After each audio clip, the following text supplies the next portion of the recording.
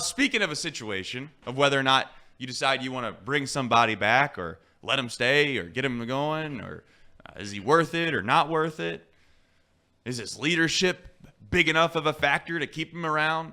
Joe Mixon, front and center, number one topic of conversation again on Bengals Twitter. And the question of the end of it all is there's two sides to this tale.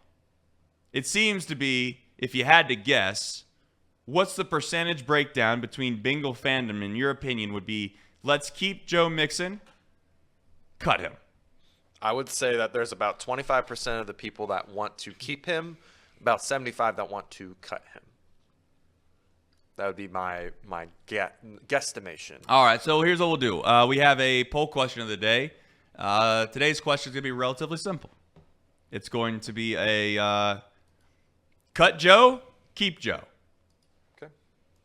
Question is what would you do? I'm on the side of keeping Joe.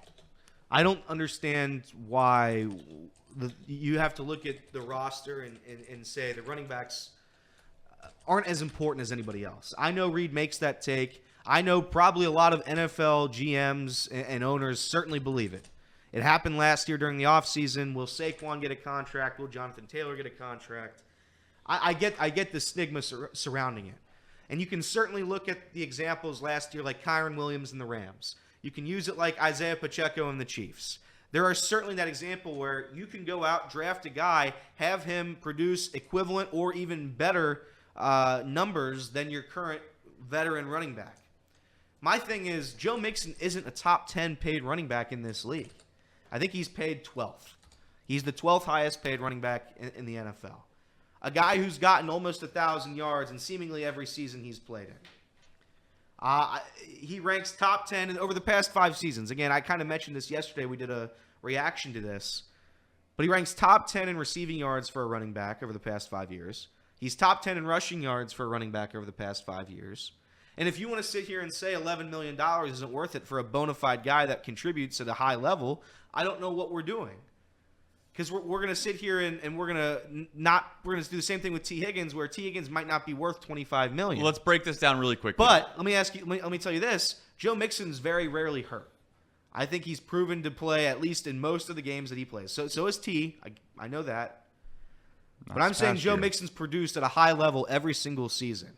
And that's, by the way, dealing with one of the league's worst offensive lines. So you have to ask yourself a question. Will Joe Mixon be better than the guy you draft behind a line that everybody thinks is terrible? Because that's what I would ask. And I think Joe Mixon can do it. Chase Brown proved he could do it at some capacity last year, so maybe you roll with him. But I would say that I would take the for sure thing. If I have to pay this guy $10 million, I pay him $10 million. The question I have, or let's break this down to a certain extent for those that maybe not are as privy to understanding the situation. The date, I believe, is March 18th. Correct me if I'm wrong on that, Casey. But the date, let's just call it mid-March, in which they would need to cut Joe by to be able to save a more of a cap hit, if you want to call it that, than they would if they let it go beyond that. Many people are going to discuss they should restructure. The question I have is, if they do cut him, they save what, Casey? So if they cut Joe Mixon, they save about $5.8 million. They are left with a $2.75 million dead cap hit. So if you cut him, he walks away with $2.75 million, but you have $5.8 to play with. Okay. And here's the question that I have. And I am not suggesting for a single second that there's really a right or wrong answer when it comes to this decision. I think that you could make the case for both, and they both have some merit, to be quite frank. But when you look back at last season, I was in the camp, or I was one of the ones that was thinking to themselves last year that cutting Joe Mixon wouldn't be a bad idea. That was because there's this thing called the cap, and it's very valuable to have money to spend within the cap.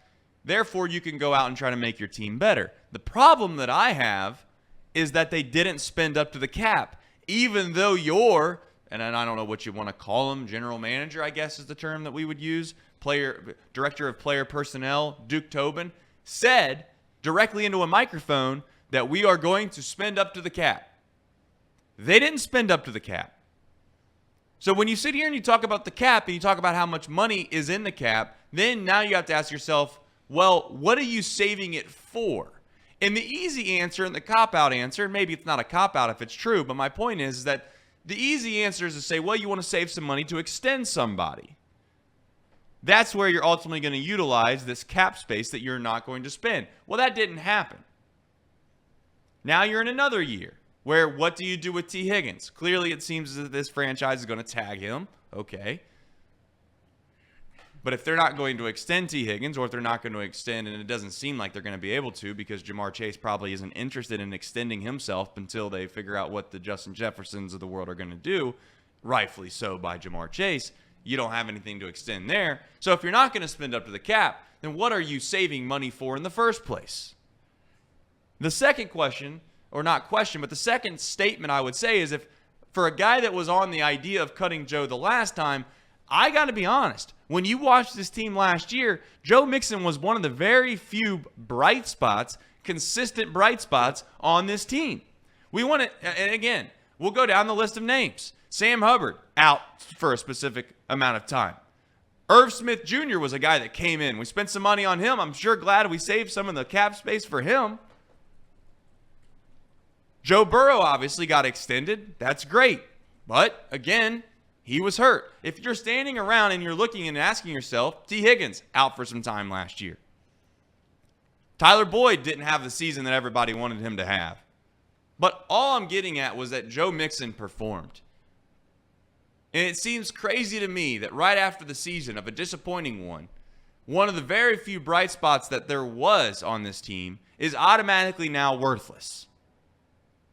Because that's the way that some fans decide they want to treat certain positions. And I understand the concept that running back is a dime a dozen.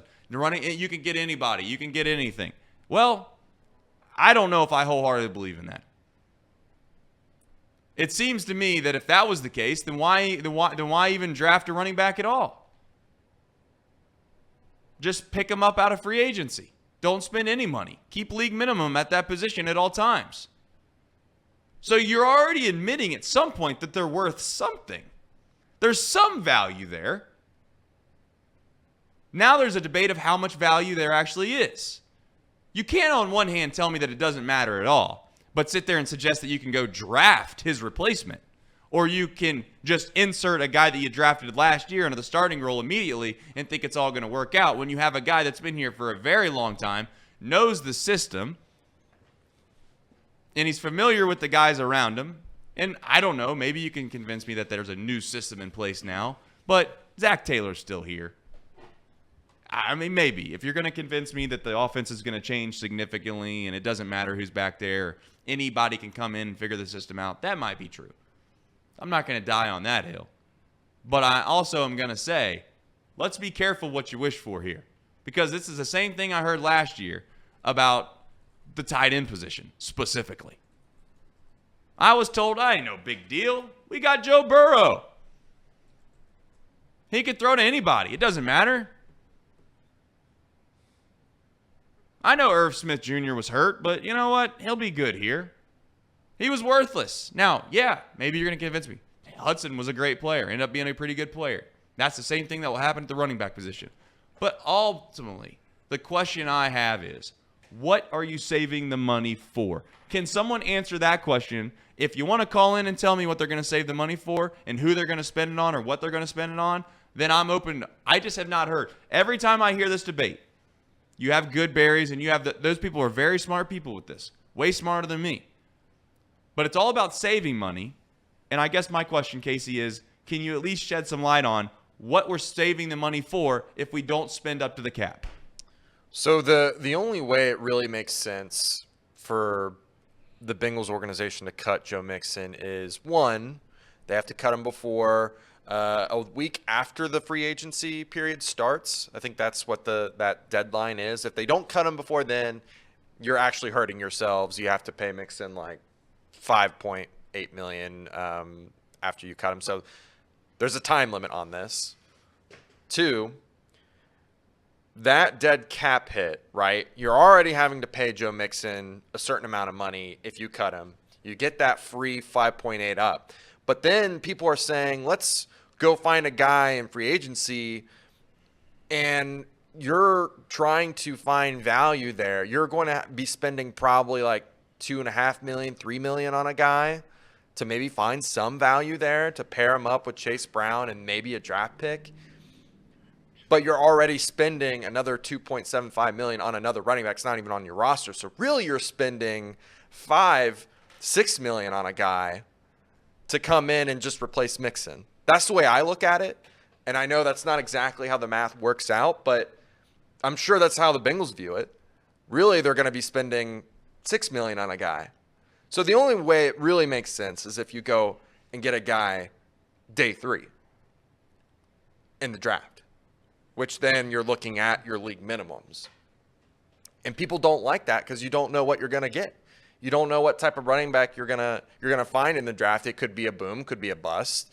I think lots of people would say that you're more likely to find a guy later on in the draft than you are at running back than you are at other positions. But there's no specific player on our team that you're looking at re-signing either. To answer your question, we've already decided that, at least as a fan base, that we're cool with giving T the tag, but that's not going towards keeping him here long term. That's just extending the inevitable of him leaving.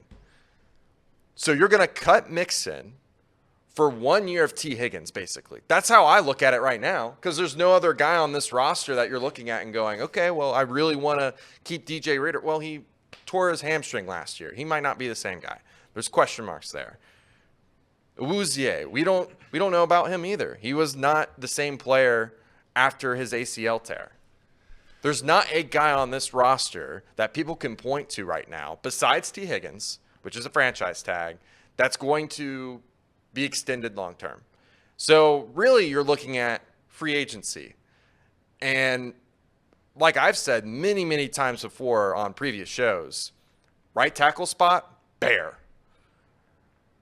Now, you might be looking at defensive tackle. But then again, I would say let's look at the actual problem then, which is the defensive side, like Sam Hubbard and B.J. Hill, who you could theoretically restructure or even renegotiate a contract with Sam Hubbard. Maybe you add a year on B.J. Hill. I like B.J. Hill. I'd keep him another year or two. There's other options besides cutting Mixon to provide you space on this roster. And to me, I'm with you, Trace. I think Mixon was a great roster addition if we want to look at it that way, because we thought he was going to be cut last year. We did. He was great for us this year with the limited amount of time that he was given. And let's be very clear here. People are looking at his numbers this year, and he put up 1,400 yards without Joe Burrow, without T. Higgins for most of the season. Can you imagine what those numbers look like when the roster is healthy? Can you imagine what that looks like when you actually have the offensive line figured out? Well, people are going to sit there and say, Casey, well, if you watch him play, he doesn't make anybody miss that and the other. And I did send you a DM. The hell with the copyrights today. I want to look at this play specifically. I want to break this play. I'm going to set the table, if you want to call it that. You were at the goal line in a game in which you had to win in order to try to find yourself in the postseason. Okay? And you know what? You threw it on first down. You threw it on second down. You threw it on third down. And you thought, you know what? There's just no way in the world that they decide that they're not going to give this thing to Joe Mixon. And what do? They give it to Joe Mixon. For everybody that says that he can't miss or he can't shed a tackle, well, I wanted to see. Let's just see what happens here. He gets smoked 2 yards in the backfield and finds a way to burrow through it and get into the end zone and tie the game with 7 minutes left. Oh, by the way, you went on to win that game. You get stuffed right there on 4th and goal, which was specifically just Joe Mixon, by the way. There wasn't any block in there to help. So to act like there's no value at all, go get anybody you want. That's fine. That's fine. Go ahead. Let Hurst walk right out the door. Go get Irv Smith, because it doesn't matter. Save yourself $2 million. Yeah, we're talking a delta here, to be clear. We're talking a delta, Casey, and please tell me if I'm wrong. I'm not trying to be Mr. Naive to this. But we're talking a delta of $3 million because ultimately you're going to have to find the replacement. And I guess people would say, well, you could just replace him with a third-day running back. Okay. So you got Chase Brown and a rookie running back. That's not an elite running back. The point I want to add is you're looking around the league and you're looking at the two. I'm looking at two examples specifically: Kyron Williams, Isaiah Pacheco. Both of those two guys, rookies. Both of those guys came in and shined. Both of those guys played for, unless Casey has a correction for me, I'd say they played behind pretty solid offensive lines this year. Right? Pacheco and Kyron Williams. Yeah. I mean, I would say the Rams' offensive line exceeded expectations. I thought it was pretty damn good. Yeah, it went above expectations. Correct. Yeah. So, and then you look at the Bengals' rushing attempts per game. Third fewest in the NFL. They have the third fewest rushing attempts in the NFL at 22.5. The only two teams worse were the Commanders and the Seahawks. Joe Mixon's still getting 1,400 all-purpose yards behind one of the world's worst offensive lines consistently. It's just mediocre every single season. And you have guys like that who come into great situations and who have decent offensive lines and they're able to shine a little bit. My point is, if you're going to go out and draft a guy, I don't know what you get instead of if you're still going to go with the 22.5 carries per game, which again, third fewest in the NFL. Is that guy going to be able to shine behind a mediocre offensive line? You can say whatever you want about Joe Mixon. Maybe shine isn't the word I'd use, but at least he's consistent. I know what I'm getting with Joe Mixon. Yeah. I know we're not going to get stuffed in the backfield every single run he has. Right. And that's where I say, how much is $5 million to ensure a guy that I know can at least get me 4 yards a carry for the season? Yeah, I have this metric right here really, really quickly. This is what's been bringing up a lot of the argument, right? Correct. This is a metric that shows rush yards over expectations. Yeah, which, let's be clear, expectations is a funny word. I like when the analytical gurus use that because that is a specific human element involved in a statistical thing. When everyone brings up analytics, they always want to talk about how the stats and they're the facts. They're exactly what it says. You can't lie with numbers. Well, when you start to put human element inside of those numbers, that's interesting. Yeah, I'll just leave it at that. It's interesting to me that we can sit there and say yards based off expectation. The expectation of who? The expectation of who? Because if you believe if you're totally into what human elements are, and then they just go out and get the top-rated PFF grades every single year, and then build your roster based off that, you don't even need. I'll tell you where you can spend money as a franchise. You don't even need Duke Tobins of the world. You don't even need any of these people in the front office that have brains and eyes. You just let the computer figure it all out. But go ahead with your expectation number. So this basically shows that Joe Mixon did what he was expected and nothing more. And that, to me, is exactly what you would want with a poor offensive line. I mean, what if you get anything worse than that, you're going to have a guy that's getting stuffed in the backfield every single time. Every single time. Now, of course, we would want better, but if you looked at the list of those guys, you're talking about guys like Christian McCaffrey, about Derrick Henry, these guys that are really good, guys that you have to spend capital on getting. And so for me, the whole conversation about he doesn't give you any more than what's expected, or he only gets you 4 yards and then he gets stopped after a tackle. Well, yeah, I mean, if we had a better offensive line, he would have more opportunities to make people miss. But most of the time, he's getting hit in the backfield or hitting right on the line of scrimmage. Okay, so what do you expect from him? What do you expect from a guy that's getting hit in the backfield all the time?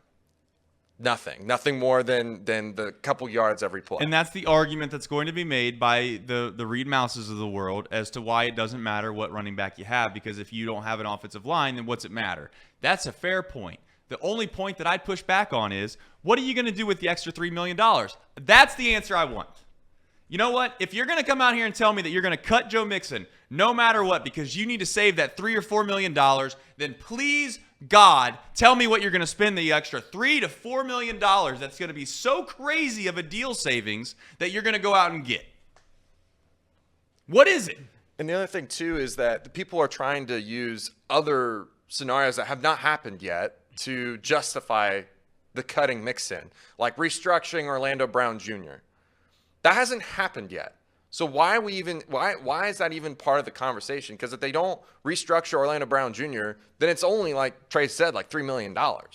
Yeah, if we include the restructure for Orlando or the potential restructure with Hubbard or cutting BJ, then it makes maybe a little more sense because you have more money to then possibly extend someone. But at this moment, if that's the only move that you're making, it makes no sense. No sense whatsoever. And Steve said it could be $6 million. Okay, let's just say it's $6 million. That's great. You gonna go get Nick Scott? It's 5. You wanna go? You wanna go get Nick Scott? How much you spent on Nick Scott last year? How much money did you have in open space last year? You didn't even spend. Is the goal to try to build the best roster to go win the Super Bowl, or is the goal just to sit there and figure out the best perfect way to build a roster and save as much money as you possibly can, and then therefore you're the world's smartest franchise in the world for winning? Do you think the Rams fan base that year when they went and won the Super Bowl, do you think that they were like, you know what, I think we're overpaying for this guy. We shouldn't have never done that. At some point, like, you didn't even spend up to the cap last time. And we're arguing over $5 million. Now, maybe, just maybe, Duke Tobin can figure out some magic and he won't bring in Irv Smith Jr. He won't bring in a Nick Scott. He can bring in an aging, really average at best offensive lineman that was maybe, I don't know if they're past their prime. And I'm not even trying to talk bad about it, but let's just face it. Did Orlando Brown Jr. live up to the amount of money that he was paid? No. So if you're saving the money, then what are you spending the money on that actually is going to end up making it a for sure better situation? That's all. And when we're talking the delta of $3, $4, $5 million, maybe it's $6, but you got to find a replacement. So if you're either going to spend draft capital on replacing that, or you're going to have to go out and find another veteran or find somebody that you trust and pay them. How much are you going to pay them? Now, the easy answer that everybody can sit here and suggest with Joe Mixon, and maybe it's the right answer to be clear, is to restructure the deal. It would be But I got to be honest. I think Joe Mixon, in the back of his mind, is a little pissed about it because he did that last year, and what did it get him? Now, He was the only consistent bastard out there on the field half the time for that offense. It wouldn't be a restructure because he's on the last year of his deal. It'd be a complete pay cut. So, yeah, try to convince a guy to take a pay cut. It's hard to do. And just I saw somebody put this in the chat that he had 1,000 yards last year. Any average Joe can do that. There was 12 running backs last season that did it. 12. And if you want me to read them, I will. McCaffrey, Henry, Williams, Cook, Swift, Connor, Harris, Mixon, Montgomery, Mostert, Etienne, and Pollard. That's it. And again, 12 guys who had 1,000 yards. Mixon, by far, I'd argue, unless I'm wrong, Casey, I'm pretty sure he had the worst offensive line of the group. I would say it was close, and this is with an offense that struggled too, right? Like there was some times where our backup quarterback did well, Jake Browning. He did well throwing the ball, but teams were stacking the box. I don't think we realized that. People were starting to stack the box on us because they knew the only thing that we could do is possibly run the ball at the end of the year. Now they got proven wrong because Jake Browning is who he is, Jake the Snake. But again, at what point does the wide receiver position get the same merit that the running back position gets? Because how come the Chiefs can go out and win the Super Bowl with literally a bunch of bums at wide receiver, and then all of a sudden, I guess, is it just because Mahomes is back there? That's why it gets a pass. But yet in this city, we're talking about wanting to extend two number ones, and we're trying to pay one wide receiver $1 bajillion at some point because Jamar Chase is elite. I'm not here suggesting that he's worth the money or not worth the money. I have to see how much that contract ultimately ends up becoming. But my point is we sit here on one side of the aisle and we talk about how one position is completely worthless. You can go get a dime or dozen. Doesn't matter who you get. Meanwhile, we watch the Super Bowl, and quite frankly, when you watch the Super Bowl, did you think to yourself at one moment that, oh my gosh, look at all these elite wide receivers running around? No. Not a single time did I think that.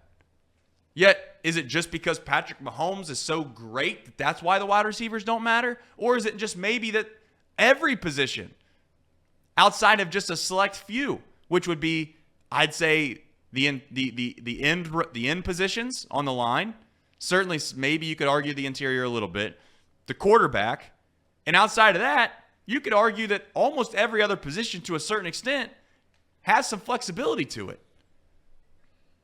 It comes down to a certain extent, what do you trust and what don't you trust? All I'm saying at the end of it all is that, you know what, for a guy that was on the other side of the aisle about Joe Mixon the last year, I sat and I watched some of them games last year and I thought to myself, you know what, Joe Mixon's better than I thought. And Joe Mixon, if anything, you can't argue this, is one of the most reliable and consistent guys that they have on that offensive side of the ball, period. So, be careful what you wish for.